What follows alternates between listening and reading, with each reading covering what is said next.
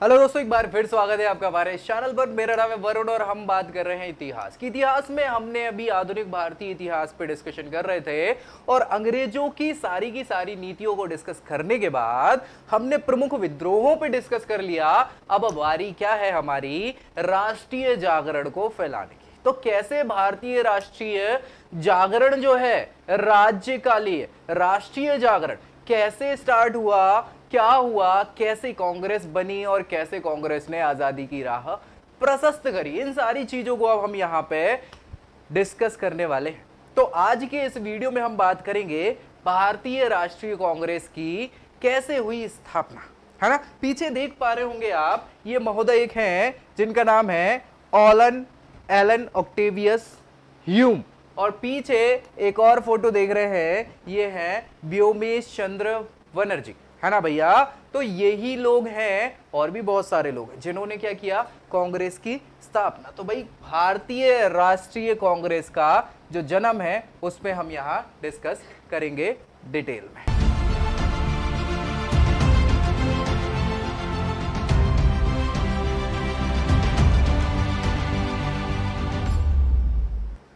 दोस्तों पिछले वीडियोस में हम अभी तक डिस्कस कर चुके थे कि बहुत सारी ऐसी नीतियां थी जिनके कारण भारतीय जनमानस जो है वो असमंजस में था, रुष्ट था, विद्रोही स्वर लेके आ रहा था और बहुत सारे विरोधों को जन्म दिया गया, बहुत सारे विद्रोह हुए। उसके बाद भारत में हुआ पुनर्जागरण के साथ साथ अंग्रेज अब थोड़ा सा डरने लग गए भारत से, भारत के लोगों से, उनकी नीतियों में हस्तक्षेप करने से डरने लगे।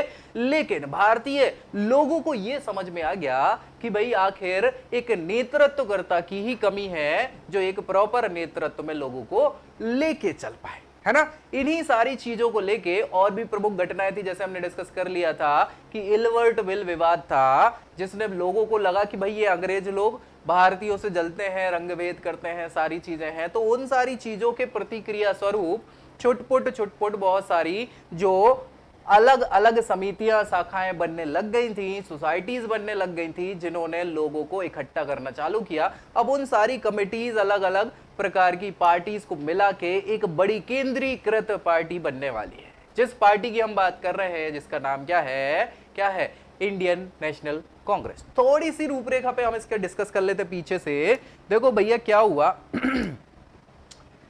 इसकी जो शुरुआत, स्थापना जो है वो स्थापना तो मानी जाती है कब, 28 दिसंबर की। कब की मानी जाती है, कलर चेंज कर ले, दिख नहीं रहा होगा मुझे लगता है आपको, है ना। तो यहां पे अपन थोड़ा सा नीला कलर कर लेते हैं, हाँ ठीक है। अब यह 28 दिसंबर, क्या ही समस्या आ रही है,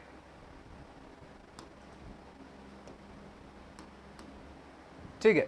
28 दिसंबर 1885 की बात है भैया कि ये बनने वाला है कांग्रेस। इसके संस्थापक जो हैं, संस्थापक कौन है भैया, इनका नाम हमने लिखा था A.O.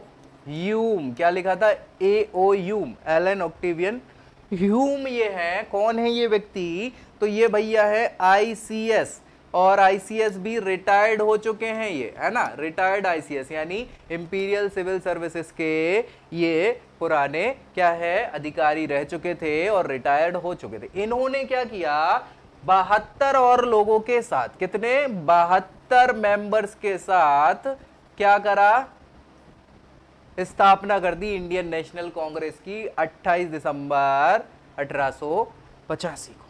अब भैया ये कहां हुई, बंबई में हुई। कहां हुई, बंबई में हुई, संस्कृत महाविद्यालय में इसकी स्थापना। और ये जो 72 लोग बाग थे, सदस्य थे, इनमें कोई भी गरीब व्यक्ति नहीं है, सभी के सभी मध्यम वर्ग के हैं, जिनमें मुख्यतः वकील लोग हैं, उद्योगपति लोग हैं, उद्योगपति के अलावा डॉक्टर हैं, डॉक्टर के अलावा यहां पे जो मध्यम वर्गीय समझदार व्यक्ति, मतलब उद्योग जगत के जो लोग हैं, वो सभी लोग यहाँ पे शामिल है इन 72 लोगों में, ठीक है। बंबई में इसकी स्थापना करी जाती है। क्यों करी जाती है, क्या कारण रहता, सारी चीजें। एक चीज और मैं बता दूं आपको कि ये कांग्रेस केवल नामकरण इस दिन को किया गया था, कांग्रेस की स्थापना 1 साल पहले हो चुकी थी। कब, 1884 में। 1884 में इसी संस्था का, जिसको हम कांग्रेस बोल रहे हैं, इसका नाम जो है इंडियन नेशनल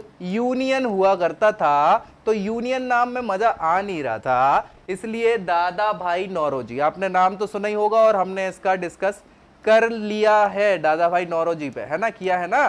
तो दादा भाई नौरोजी जो है, इन्होंने क्या किया कि इसका नाम कांग्रेस रखने का सजेशन दिया, ठीक है। तो उसको मानते हुए 28 दिसंबर 1885 को इसका नाम इंडियन नेशनल कांग्रेस कर दिया गया। छोटी मोटी लगभग 20 संस्थाओं को मिलाकर कांग्रेस बनाई गई थी, है ना। बड़े बड़े लोग 72 लोग ही शामिल थे इसमें, सभी 72 टोटल ही थे, है ना। उसमें मैक्सिमम लोग वकील थे, उद्योगपति थे, डॉक्टर थे, और इस प्रकार के सारे लोग इसमें सम्मिलित हुआ करते थे। पहला जो अधिवेशन है, क्या है भैया, ये अधिवेशन। अधिवेशन का मतलब है यहाँ पे मीटिंग हो रही है, ये जो मीटिंग हो रही है ये मीटिंग वार्षिक होगी। कैसी होगी, वार्षिक मीटिंग होगी, मतलब साल भर की इकट्ठी एक बार मीटिंग होगी। और अधिकतर ये मीटिंग किसी न किसी प्रमुख नगर में हुआ करती थी। किसमें, नगर में हुआ करती थी। सो उस नगर के नाम से इन अधिवेशनों को जाना जाता है। इसमें अध्यक्ष हुआ करता था, कौन हुआ करता था, अध्यक्ष। तो कई बार प्रमुख अधिवेशनों में उन अध्यक्षों को भी, उनके नाम से भी ये जाना जाता है कि ये भैया अध्यक्ष थे, क्या थे, कैसे। हम सारे प्रमुख, जैसे हम बात करें 1885 में कांग्रेस बनी और 1950 तक, आजादी के समय तक अगर बात करें तो लगभग कितने, 65 अधिवेशन होना चाहिए, लेकिन नहीं, टोटल कांग्रेस के अधिवेशन कितने हुए, 57 अधिवेशन हुए। कितने, 57 अधिवेशन। और हम 57 याद नहीं करेंगे, हम गिने चुने 12 से 15 अधिवेशनों पे डिस्कस करेंगे, क्योंकि बहुत जरूरी है, पूछे जाते हैं इनके बारे में सवाल, ठीक है। सो पहला ही अधिवेशन जो है 1885 का बंबई में होता है। तेजपाल संस्कृत महाविद्यालय था भाई, वहां पे ये हो जाता है। होना तो पूना में था, लेकिन कुछ कारणों से ये कहा हो गया, बंबई में हो गया। और अध्यक्ष कौन रहे इसके अध्यक्ष रहे व्योमेश चंद्र बनर्जी साहब, पहले अध्यक्ष माने जाते हैं कांग्रेस के। कोई दिक्कत परेशानी, चलिए आगे अपन और अच्छे से इन सारी चीजों पे डिस्कस कर लेते हैं। यहां पे सबसे महत्वपूर्ण तत्व जो था वो क्या था कि नए भारत में, किसमें, नए भारत में एक राष्ट्रीय चेतना का जो विकास हो चुका था, उस विकास को क्या करना है, हमें बना के रखना है। इसलिए भारतीय राष्ट्रीय कांग्रेस जैसे संगठन का यहां पे निर्माण होता है। इस महान संगठन का निर्माण दो कारणों से होता है। क्या कारण थे कि एकता बनाना है किसकी, सारे भारत की, और दूसरी चीज क्या है, भारतीय ही क्या करेंगे, शासन स्वयं करेंगे अपने ऊपर। सो ये दो चीजों के कारण से इसको बनाया गया, किसको, भारतीय राष्ट्रीय कांग्रेस। बहुत से अंग्रेज लोगों का भी यहां पे सपोर्ट था। क्या था, इनका विश्वास था कि भारतीयों का कोई ऐसा संगठन जरूर होना चाहिए जो भारतीयों की समस्याओं को क्या कर पाए, अंग्रेजी सरकार के सामने रख पाए। अभी तक ऐसा हो ही नहीं पा रहा था, है ना, तो विद्रोह होते चले जा रहे थे। तो इसलिए उस समय वायसराय भारत के कौन थे, लॉर्ड डफरिन हुआ करते, ठीक है। सो डफरिन ने यहां पे बोला है कि मुझे भारतीयों की वास्तविक इच्छा का निश्चय करने में क्या है, कठिनाई होती है। पता ही नहीं चलता कि लोग क्या चाह रहे हैं भारत के लोग, और यह जनता के हित में होगा। क्या, कांग्रेस जनता के हित में होगा अगर कोई उत्तरदायी संगठन हो जिसके माध्यम से भारतीयों की इच्छाओं को सरकार को अवगत कराया जाए, सरकार को बता दिया जाए कि भैया ऐसा ऐसा है। कौन बताए, कोई संगठन बनाए। तो भैया वो डफरिन ने, इसको बोला भी जाता है लॉर्ड डफरिन, क्या नाम है, डफरिन के दिमाग की उपज। कांग्रेस को लॉर्ड डफरिन के दिमाग की उपज भी कहा जाता है, याद रखिएगा। लाला लाजपत राय साहब का नाम आपने सुना होगा, गरम दल के प्रमुख नेताओं में से एक थे। उन्होंने भी कहा था कि ए.ओ. ह्यूम, ये जो संस्थापक महोदय है, इनका उद्देश्य क्या है, कांग्रेस की स्थापना करना। क्यों, क्योंकि ब्रिटिश साम्राज्य को विघटित होने से यहां पे बचाना था, ठीक है। इस प्रकार इसमें कोई संदेह नहीं है कि कांग्रेस की स्थापना का उद्देश्य किसके लिए था, किसके लिए था, सरकार को बचाना। कौन सी सरकार, अंग्रेजी सरकार को बचाना और ब्रिटिश साम्राज्य के विरुद्ध जो खतरे उत्पन्न हो रहे हैं उनको मिटाने के लिए क्या किया गया, कांग्रेस को बनाया गया। ऐसा कौन कह रहा है, लाला लाजपत राय। लेकिन यह भी सत्य है, क्या सत्य है कि भारत में उस समय निर्धनता, दुख, दर्द, पीड़ा, ये सारी चीजें जो है अंग्रेजों को अब डर लगने लगा था, तो सहानुभूति हो गई थी इससे, और वे इसे दूर करने के लिए भारतवासियों को संगठित करना चाहते थे।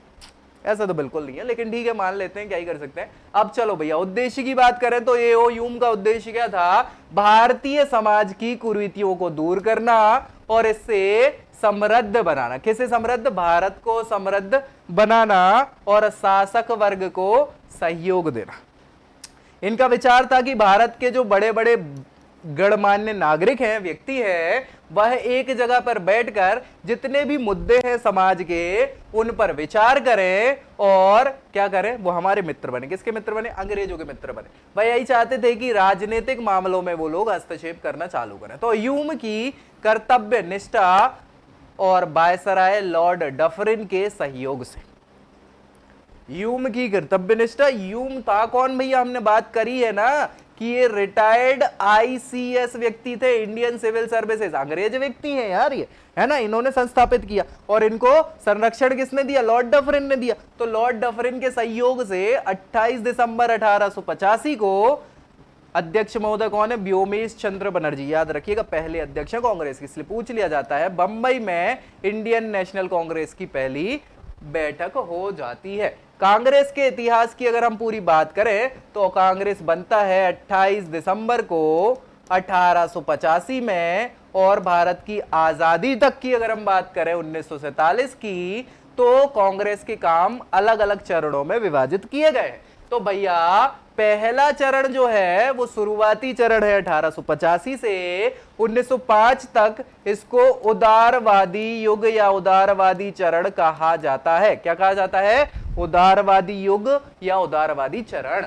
दूसरा जो 1905 से 1919 लिखा है, कई बार 1915 भी लिखा मिलता है, सो ये दूसरा चरण माना जाता है कांग्रेस का, और इसको कहा जाता है उग्रवादी चरण। क्या कहा जाता है, उग्रवादी युग। ठीक है, कोई दिक्कत। फिर भैया 1915 में गांधी जी आ गए थे, तो सम्मिलित रूप से आजादी तक ये गांधीवादी युग के नाम से जाने जाते हैं। यहां पे गांधीवादी प्रथम चरण और द्वितीय चरण ये कहलाता है। कब से कब तक, 1919 से 29 तक और 29 से 47 तक। हालांकि केवल गांधी जी का सहयोग नहीं है आजादी में, और भी बहुत सारे लोग हुए हैं, बहुत सारी घटनाएं हुई हैं, हम सब पे डिस्कस बहुत अच्छे से एक एक करके करेंगे, ठीक है ना। तो चलिए, ये चरण समझ में आ गए। अगले वीडियो में हम पहले चरण पर डिस्कस करेंगे सारा, लेकिन पहले अपन ओवरव्यू देख ले यहाँ पे। सो 1885 से 1905 तक कांग्रेस का संचालन कौन कर रहे थे, व्योमेश चंद्र बनर्जी तो पहले अध्यक्ष हो ही गए थे, सुरेंद्र नाथ बनर्जी भैया, दादा भाई नौरोजी, फिरोज शाह मेहता साहब, महादेव गोविंद रानाडे साहब, गोपाल कृष्ण गोखले साहब, रास बिहारी बोस साहब, लाला लाजपत राय, मदन मोहन मालवीय, एओ ह्यूम तो संस्थापक रहे हैं, बेडन वन, ये सभी के सभी महान नेता रहे हैं। इनके ही देख रेख में कांग्रेस को एक प्रकार से फलीभूत किया गया। फलीभूत मतलब क्या है कि उसको पकड़ मजबूत जो बनाई गई वो इन्हीं सारे महान नेताओं में। अब इनमें कुछ गरम दल के लोग हैं, कुछ नरम दल के लोग हैं। क्या अंतर है दोनों में, उनकी क्या विचारधाराएं हैं, सब पे हम बहुत अच्छे से डिस्कस आगे करेंगे, ठीक है। लेकिन आगे ये सभी नेता किसी न किसी रूप में यह स्वीकार करते थे कि भारत में जो ब्रिटिश शासन है वह क्या है, एक वरदान के रूप में है, किसी ना किसी रूप में, है ना, डायरेक्टली और इनडायरेक्टली। उन्होंने अंग्रेजों की ईमानदारी, न्यायप्रियता और सहिष्णुता पर पूर्ण विश्वास हुआ करता था। ये वही लोग थे जो भैया सर्वेंट हैं। क्या है, ये सर्वेंट है किसके, अंग्रेजों के, और ये अंग्रेजों के राज्य को बचाना चाहते हैं ताकि समस्याएं समझ में आए और इन लोगों के माध्यम से अंग्रेजों तक बात पहुंचे और उसको संभाला जा सके कोई विद्रोह होने से पहले। समझ पा रहे हो कि नहीं समझ पा रहे हो? हाँ भैया, तो ये बड़े बड़े लोग, तभी तो 72 मेंबर शामिल हुए थे, और इनमें कुछ गरम दल के, कुछ नरम दल के। नरम दल के लोगों का काम था आवेदन निवेदन से काम कराना, और गरम दल के लोगों का काम था फोड़ा फाड़ी कर देना। ठीक है, अब ये अपन डिस्कस करेंगे, डोंट वरी। चलिए, लेकिन कहीं ना कहीं ये अंग्रेजों का सपोर्ट तो कर रहे थे, सच बताएं तो। चलो, उनका विचार था कि अंग्रेजों के द्वारा भारत के संबंध में जो नई नई गलत नीतियां अपनाई जाती हैं, उनका कारण क्या है कि यहां पे अंग्रेजों की भारतीय समाज से अनभिज्ञता। भारतीय समाज जो है वो अंग्रेजों की नीतियों को नहीं जानते, समझते नहीं है, उनमें तालमेल नहीं बन पाता इस चक्कर से। इसलिए उनका उद्देश्य क्या होना चाहिए कि वे सरकार को क्या उचित है ये बताएं। किसका काम था ये? कांग्रेस का काम था। सो दादा भाई नौरोजी का यहां पे कहना था कि अंग्रेज थोड़ी देर में समझता है, अंग्रेज आदमी देर से समझता है। कहने का मतलब ये था, एक विचार अगर उसके दिमाग में आसानी से घुसना चाहे तो वो नहीं घुसता, लेकिन जब एक बार घुस जाता है तो वह बना ही रहता है, फिर वो हटता नहीं है विचार। तो ऐसा किसका मानना था? दादा भाई नौरोजी का। इस युग में कांग्रेस का क्या उद्देश्य था कि भाई किसी भी रूप में सरकार को नाराज ना किया जाए। क्यों नाराज ना किया जाए? सरकार अगर नाराज हो गई तो छोटी सी पार्टी है ना, अभी तो बिल्कुल पांव भी, जड़ें भी नहीं जमा पाए ना। तो अभी अगर ऐसा हुआ तो अभी तो कांग्रेस को खत्म करना सबसे आसान कब है? अभी है। कब? जब बिल्कुल जन्म हुआ है उसका। तो अभी भैया इनको नाराज नहीं करना, अभी तो आओ भगत के जी साहब आप सही कह रहे हो। तो ऐसा करना ताकि वो धीरे धीरे विस्तृत तो होती चली जाए। जब जड़ें मजबूत हो जाएंगी और विशाल संगठन बन जाएगा, पूरा जनजीवन जो है भारत का, वो जब सहयोग करेगा कांग्रेस का, तो अंग्रेजों को फिर अपन उखाड़ के फेंक देंगे, है ना। सो शुरुआती तौर पर ये ब्रिटिशर्स को नाराज नहीं करना चाहते थे। कांग्रेस के जितने भी अधिवेशन हुए, हमने डिस्कस किया है, उन सब में ब्रिटिश राज्य के प्रति स्वामी भक्ति प्रकट की जाती थी। प्रारंभ में अंग्रेजों को इस संस्था को काफी प्रोत्साहित किया। किसने? अंग्रेजों ने ही प्रोत्साहित किया। चार्ल्स एमपी 1889 को जो है वो भैया बंबई कांग्रेस के अधिवेशन में शामिल होते हैं, और अप्रत्यक्ष रूप से कांग्रेस के इसी अधिवेशन में, मतलब इन्हीं प्रयासों के साथ 1892 को इंडियन काउंसिल एक्ट, जो अंग्रेजों के द्वारा लाया गया अधिनियम था, वो किसके प्रयासों से? कांग्रेस के प्रयासों से लाया गया हुआ करता था। इसके अलावा अन्य प्रस्तावों की अगर हम बात करें कांग्रेस के, तो इनका संबंध क्या है? सरकार ने नहीं सुनी, क्या ही कर सकते। कांग्रेस उन्हीं प्रस्तावों को हर बार बार पारित किया करती थी जिन्होंने सरकार, मतलब जो सरकार ने अस्वीकार कर दिए गए हैं क्या? प्रस्ताव। तो भैया आप क्या कर सकते हैं? उन पे ही जोर देना। कांग्रेस क्षेत्र में निराशा बढ़ने लगी और धीरे धीरे कांग्रेस में सरकार विरोधी भावनाएं संचरित होने लग जाती हैं, और यही कारण है कि गरम दल उभर के सामने आता है कि भैया अच्छे से तो तुम सुन नहीं रहे हो, तुमसे हम अच्छे से बात कर रहे हैं, आवेदन निवेदन करके काम कराना चाह रहे हैं, तुम नहीं सुन रहे हो, है ना, तो हम अब जबरदस्ती सुनवाएंगे। ठीक है, तो गरम दल के लोग यहाँ पे, चाहे वो लाला लाजपत राय साहब हो, विपिन चंद्र पाल साहब हो, या तिलक साहब हो, सब भैया फिर बड़े बड़े लोग जबरदस्ती करके क्या है कि अपनी मांगे मनवाने लग गए, क्योंकि आप अच्छे से तो सुन ही नहीं रहे हो, है ना। तो यही चीज होगी। ठीक है भैया, तो ये तो ओवरऑल हम यहाँ कांग्रेस का डिस्कस कर रहे हैं। एक ऐसा वर्ग भी यहाँ पे पैदा हो गया जिसे कांग्रेस की हाथ जोड़ों की नीति पर विश्वास नहीं रहा, और उसका विश्वास क्या हो गया कि हाथ जोड़कर कोई सुधार तो होगा नहीं, इसके लिए क्या करना पड़ेगा? कुछ काम ही करना पड़ेगा। कौन सा काम करना पड़ेगा वो अपन डिस्कस करेंगे। तो इसमें प्रधान कौन थे? लोकमान्य बाल गंगाधर तिलक साहब। अच्छा, जो गरम दल कहलाता है ना, याद रखिएगा, गरम दल, है ना। और इसमें लाल, बाल और पाल, ये तीन नाम बहुत मशहूर हैं। ठीक है, सो लाला लाजपत राय लाल से, बाल गंगाधर तिलक साहब बाल से, और बिपिन चंद्र पाल साहब पाल से। ये तीन नाम बहुत विख्यात हैं गरम दल के रूप में। ठीक है, सो यहाँ पे कांग्रेस एक सूचक और सलाह देने वाली संस्था से राष्ट्रीय आंदोलन करने वाली संस्था के रूप में परिणत होने लग गई। कहां से? इन गरम दल के प्रयासों से। अब वो भैया मांगने लग गए, चीजों को हक से मांगो, है ना। तो इन्हीं कारण से ये चीजें हुई है, किनके कारण, गरम दल के लोगों के कारण, नरम दल के लोगों के कारण। तो ये मान लो कि भैया कांग्रेस टिक पाई, ये अच्छाई है। अच्छाई बस यही है, नहीं तो उस समय तो कच्ची लोई चल रही थी, कभी भी अंग्रेज सरकार खत्म कर देती कांग्रेस पार्टी को, है ना, अगर तेज चलने लग जाते तो शुरुआत में इन्होंने पकड़ बनाई, उसमें नरम दल का विशेष योगदान है। फिर जब जनमानस में फैल गया, बिल्कुल जमीन तक जुड़ गई कांग्रेस, और तब आया मजा, कब, जब गरम दल के लोगों ने अब हक वाली बात करना चालू कर दी। तो ये पूरा का पूरा यहाँ पे कांग्रेस का ओवरव्यू है। फिर गांधी जी आएंगे, उनकी अलग नीतियां रहेंगी, अहिंसावादी नीति, कुछ क्रांतिकारी नीति, क्रांतिकारी दल लेके आएंगे। तो सारी चीजों के बाद, अलग अलग आंदोलनों के बाद क्या होगा, भारत को आजादी मिलने वाली है। ठीक है भैया, तो यहां मेरे ख्याल से इस वीडियो में हम इतना ही करते हैं। अब हम बात करेंगे कांग्रेस के पहले चरण के बारे में, है ना। सो प्रथम चरण जो 1885 से स्टार्ट हुआ है और 1905 में बंगाल के विभाजन तक ये चलता है। क्या होता है उदारवादी युग कांग्रेस का, उस पर हम डिस्कस करेंगे